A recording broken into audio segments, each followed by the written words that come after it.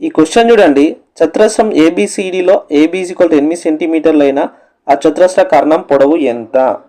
చూడండి, చతురస్ర కర్ణానికి ఫార్ములా వచ్చేసి √2 ఇంటూ చతురస్ర భుజం.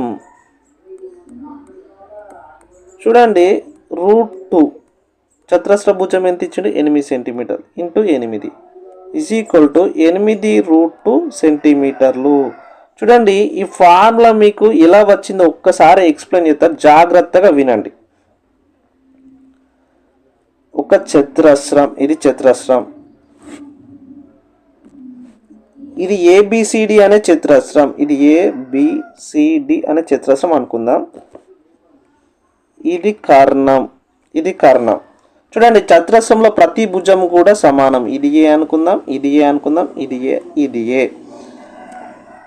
అనుకున్నాక చూడండి, మనకు పైథాగరస్ సూత్రం ప్రకారం ఏంటిది? AC² = AB² + BC². చూడండి, ఇక్కడ రాస్తున్నా, AC² = AB² + BC². చూడండి, AB అంటే ఏ కదా, A² + BC అంటే A² = A² + A² 2A². AC² = 2A². మరి AC √A². దీన్ని విడదీసి రాద్దాం. చూడండి, AC = √2 ఇంటూ √A². స్క్వేర్కి root cancel. AC = √2 into A. ఈ ఫార్ములా ఈ విధంగా రాబట్టడం జరిగింది.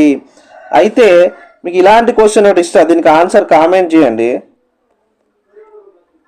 ఒక చతురస్ర కర్ణం పొడవు 12 సెంటీమీటర్లు అయినా దాని భుజం పొడవు ఎంత? దాని భుజం పొడవు ఎంత?